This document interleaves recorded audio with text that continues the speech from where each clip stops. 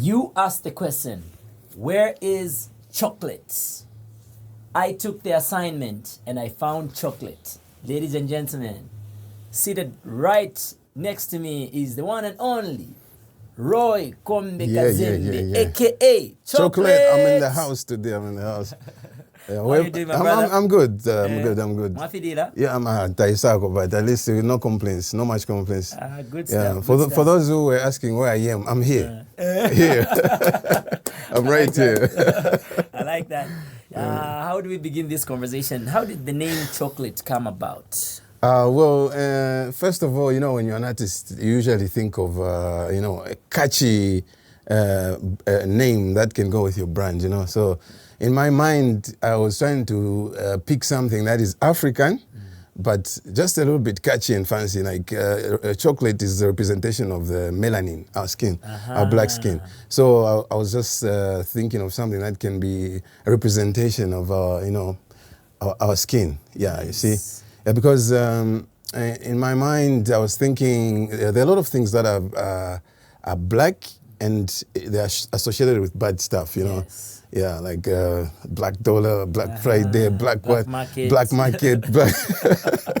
Even on the pool table, we find that the black ball, must be hit. But it represents the end, Yeah, but then I was just thinking, let me come up with something catchy that can be, a representation of original melanin black skin. Good stuff, good stuff. So the very first time most of us ever heard like a hit song from you, I'm trying to remember whether the year was 2005 or 6 when you did So Chula. What year was it? That's 2004 actually. 2004 yeah, actually, 2004 actually. Yes. Yeah. So somewhere there, yeah. So 2004 you dropped So Chula, but before that, obviously you had other music. Well, yeah. Mostly for us artists, when people hear your first, what I can say, banger or something, so they would think that's when you're beginning music, But behind the curtains, behind your career, there are so many songs that I did, like trying to have them listened to by the promoters, by even sometimes you find that I had about 20-something songs by then. Before that? Yes. But because at Carousel, I remember when we were recording at Carousel, there was a studio called Cypher Music. Cypher. Yeah, so I was in a group called The Army. It was a hip-hop group, actually.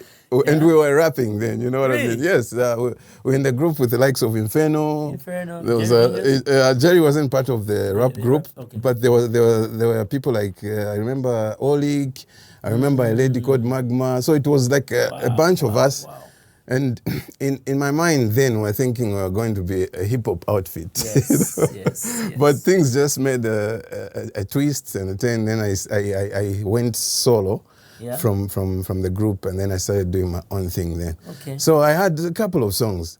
Yeah, then I had... So that time under the management of people like Fred Banknotes? Freddie Banknotes by then was also in a rap group also. A different one? It was called Tiamaruchi Cartel. That group, there was I remember artists like Peabody and the other gentleman, and Peabody is now, I think, in the ministerial stuff. Yeah, so there were a lot of groups under Cypher Music, but then Shaila Penza was the CEO. May he so rest in peace. So we are all under the umbrella of Cypher Music. Yeah, and then that's before the Zambian Rhythm Promotions, where now I had to release that. So Chula song. Yeah, we're at Lottie House, 9th floor. I think you remember that. Yes, that time I remember. Because I got to meet you around 2006, and by 2007 we also collaborated a bit when you were recording with Timeline Entertainment. Oh, yeah. 10th floor thing. Yes. The details. The details. I remember those moments when we could go up and down the stairs. Sometimes when the elevator is down, there was so much passion then. I think, Inferno had turned a producer in collaboration with Jerry Fingers. And I remember we had collaborated on some songs, actually.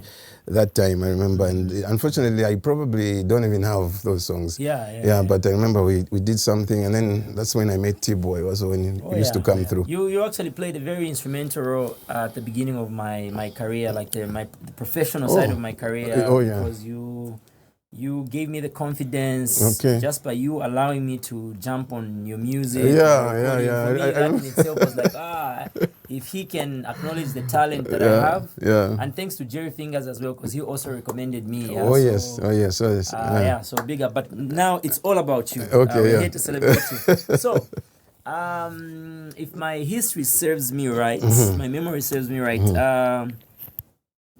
the So Chula song has got an interesting story behind it. Oh yeah. Can you tell us that story? What happened to that song? How did it come about, and how did it become such a big song? And what's the story behind it? Okay, look, I was under this label called Zambian Rhythm Promotions label, and on that label, if you recall quite clearly, there were many artists there.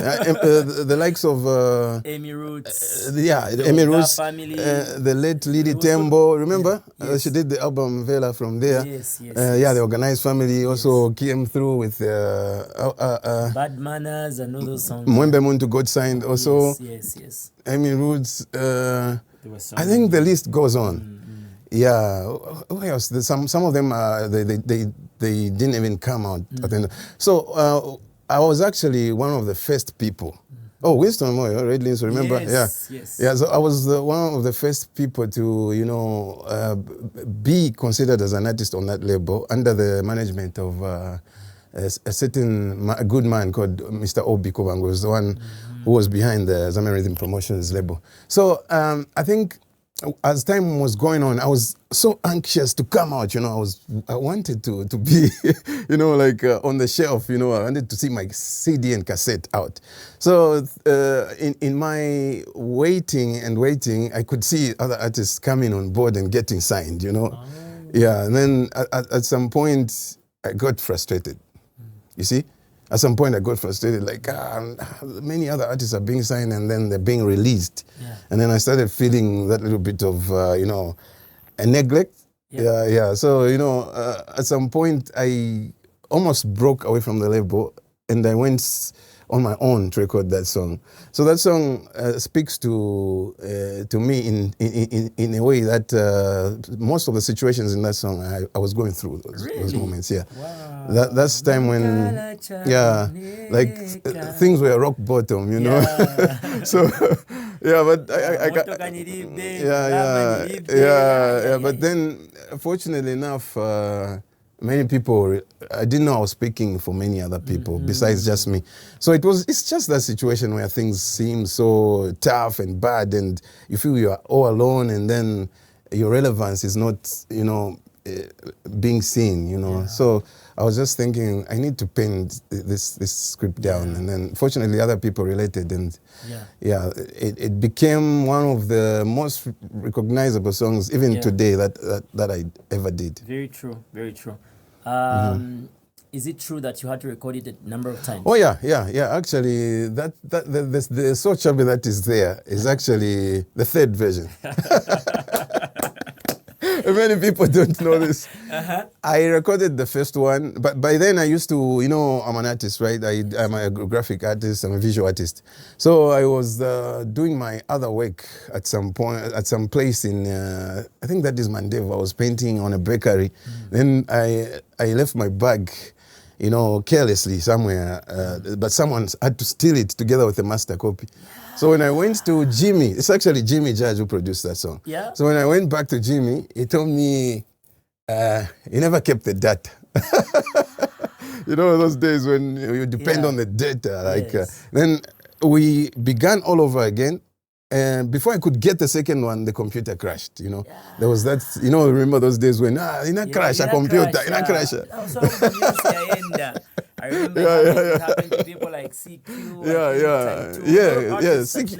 CQ, I think, lost almost the whole project. I remember with the conversation we had last time during the Slim Beast. I was told that they actually lost the whole album.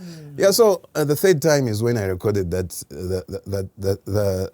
one that is renowned. Yeah. Actually, the beats are even different. Then I'm thinking, I wish I could have had those, just to compare. Yes. But the beats were completely different. The other one had the first cut is usually the deepest. But the interesting part is that what you consider the third cut is what we consider the first cut. So to us, that's the original version. Yeah, I'm sure the guy who stole the bag has it, but I mean, it can't come out. But if you have, you can just bring it. We're looking for you. No, there's no.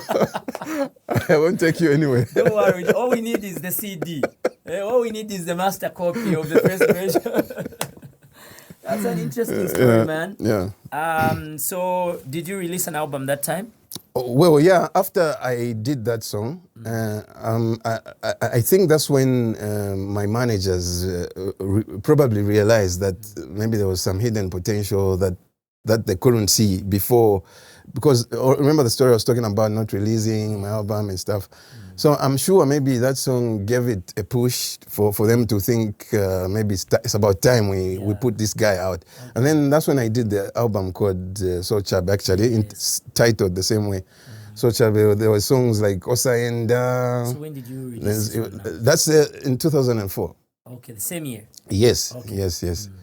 Oh, no, let me rectify that. I think I came a little bit later, I think 2005, a year later. Yes. For me, that's what I remember, actually, yeah. So I also remember artists like, most of the artists under ZRP came out 2004, but like the releases were happening the following year, 2005. Yes, actually. Because even a song like... Oga, Abomination. 2004. I remember. Yeah. That's what gave them the name. Yes, Oga family. Yeah, it's actually the name. That was a very, very interesting time. Yeah. And then, at what point do you now move to Timeline and start working with Jerry Fingers? And okay, that wasn't my immediate move going to Timeline. I had to sign up with Sling Beats. From there. Yes. Yeah, so I moved to, because I liked the production when I heard the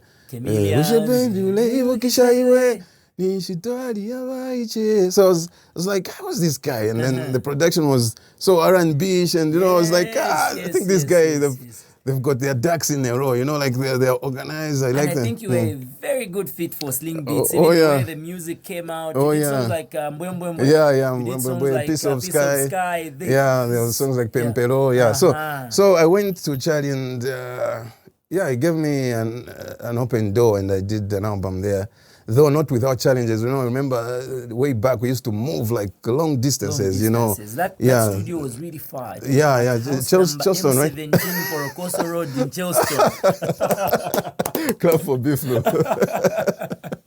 He knows all these details. Yeah, so, I used to move great distances sometimes, spend the night there, but then maybe coming out with probably not even anything, maybe just another appointment for another day, because it also had those many other artists, the likes of CQ, like we said, Mampi, Ozzy, Taito, and all those people. But I can imagine when you have already experienced such things before, and already an established artist, but you still have to go through that, because people start to think that only emerging artists or upcoming artists go through such things. Oh, yeah. No, that's not what it is, actually. The struggle is just like, on each and every level you reach, there's just another different struggle that you have to overcome. So that's how I put out an album there called Maganizo Yanga. I don't know if you recall that. Yes, I do. Which had those songs that we've talked about. Yeah, so now my move to Timeline Entertainment came later after that album. That's when I thought I needed to work with Jerry Fingers and which was pretty much like a reunion, since he was also at Cypher. Oh yeah. So it was like, these are my boys. Even in fairness, so we did what I think was a very good album with Timeline Entertainment, but it never came out. I was supposed to be on that album. I was on that album. Apologies. Okay, you were on that album. I think probably two songs, but never came out because of some issues, some management issues, and mostly the biggest issue was actually me abandoning that project and then going to Danger Zone to record. How did this now come about? Like, how did you find yourself going to meet Yoka? Yeah. Danger Zone. 'Cause I can remember some of the music you did at Danger Zone. Let's sing with me. Mama treat Akazi monga mabasi bamafuna chikukwera nuseluka malinga chabe bafika pe bafuna ati pamene paja pamene paja.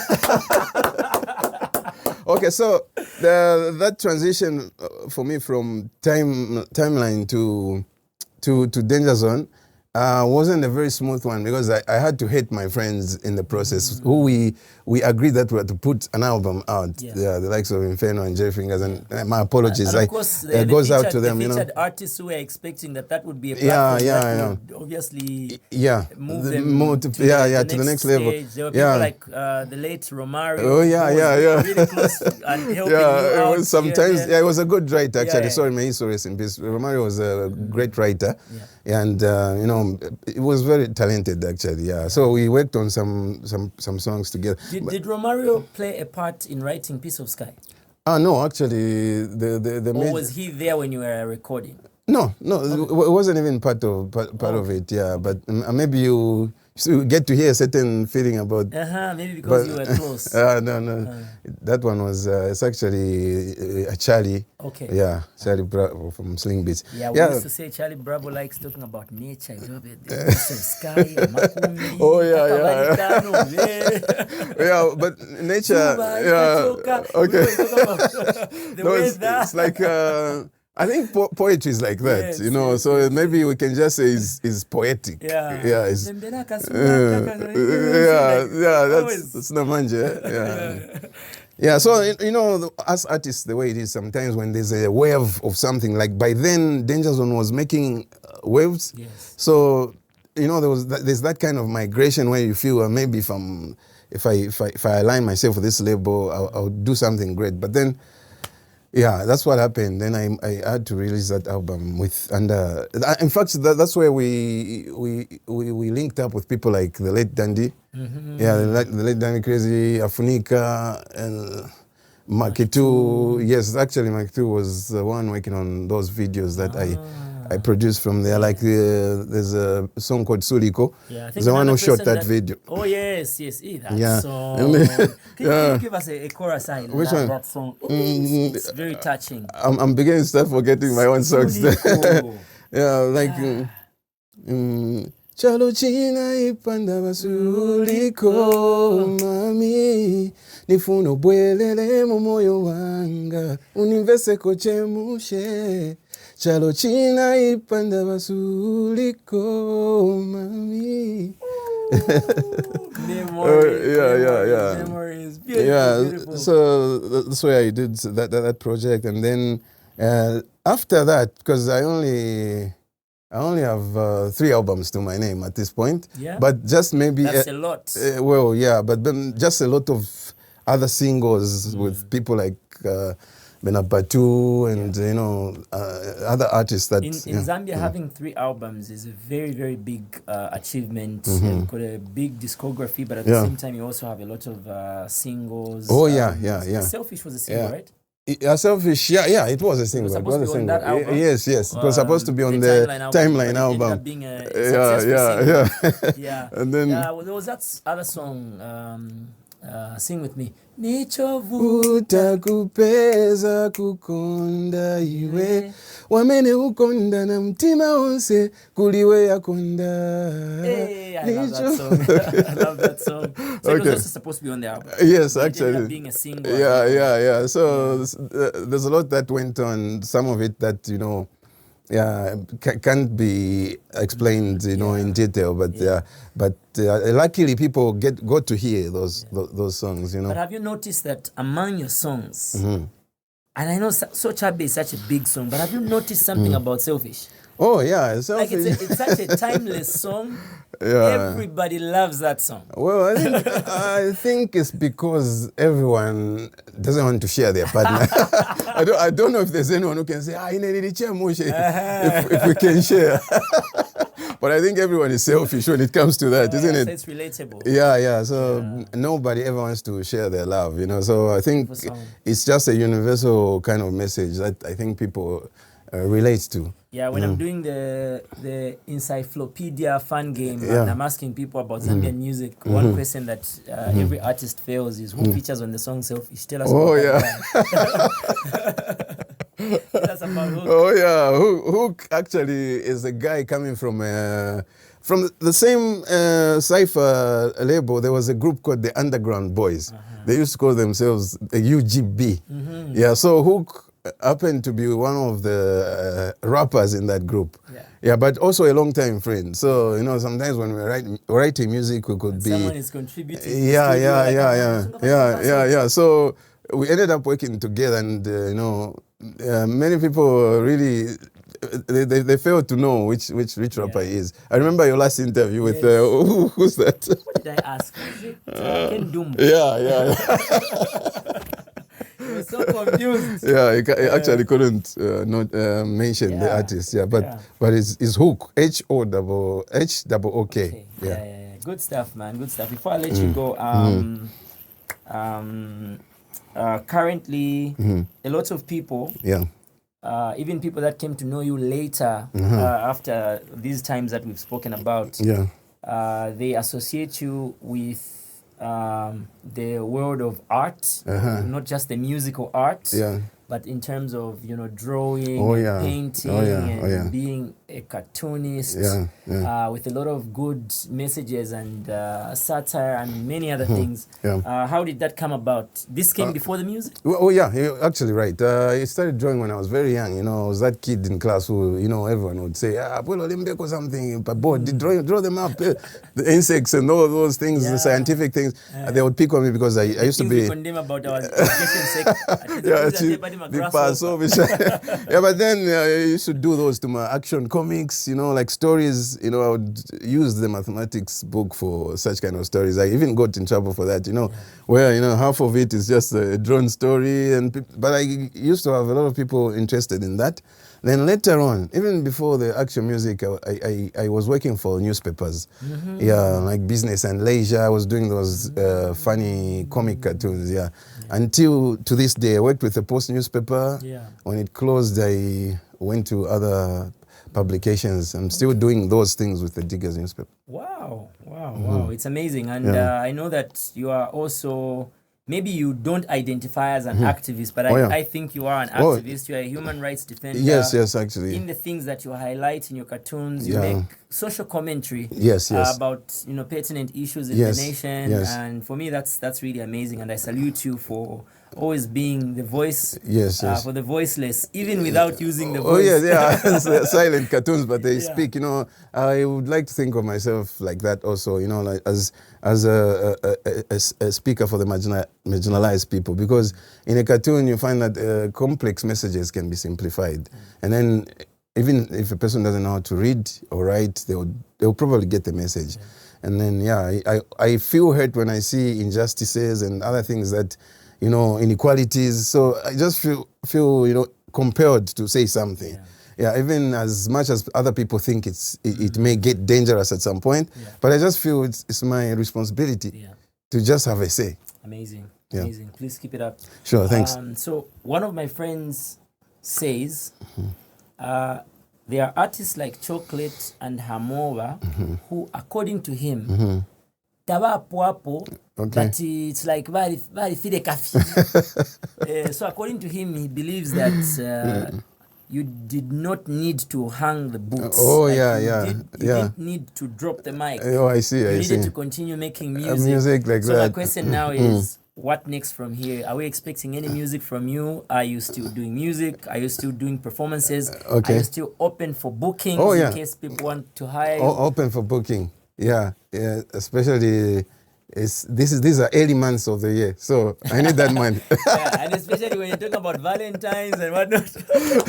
Okay, so talking about laying back from the production and the music, that has happened. I've been quiet for a long time. That I understand. I owe my fans, something. There's a few surprises that I've laid down this year. Yeah, and that I may not disclose, you know, but something is coming. You know, music, I would tell you one thing that I've learned about it. You cannot run away from it. True. If it's inside you, it's like running away from your shadow. You know, there are times when I'm walking, I'm not in the studio, I'm painting, I'm drawing, but I can hear songs playing. And sometimes I just pick my phone, record them for later. Like I know there will be a time when I'll, you know, offload those things. And I plan to do something like that this year. Yeah, at least one or two, three or singles or something like that. Choklet, you can go on and on and on. There's so much to talk about. I just want to salute you and give you your flowers. I appreciate. You're one of the most gifted artists Thank you, I appreciate. to have ever graced the Zambian stage. And you're still here doing your thing. We're grateful to you. And here we're all about celebrating Zambian music and the people that paved the way for the artists that we're listening to today. I don't think anyone out there would claim that he just started doing music without getting some inspiration. People from yesteryears, and you're one of those people that have inspired so many artists in Zambia. And for that, I salute you. I'm glad to be, you know, on the list of people who've played the role to inspire, you know, other people. But then I would also thank you for this platform that you've created, you know, to perpetuate the history, you know, preserve the history, and all the things that you're doing to, you know, take people back and, you know, let them learn of how it happened, how it started. And you're doing a pretty good job as well. I appreciate it. Thanks. Enough respect. Thanks for having me. Thanks a lot. Yeah, sure. You gave me the assignment.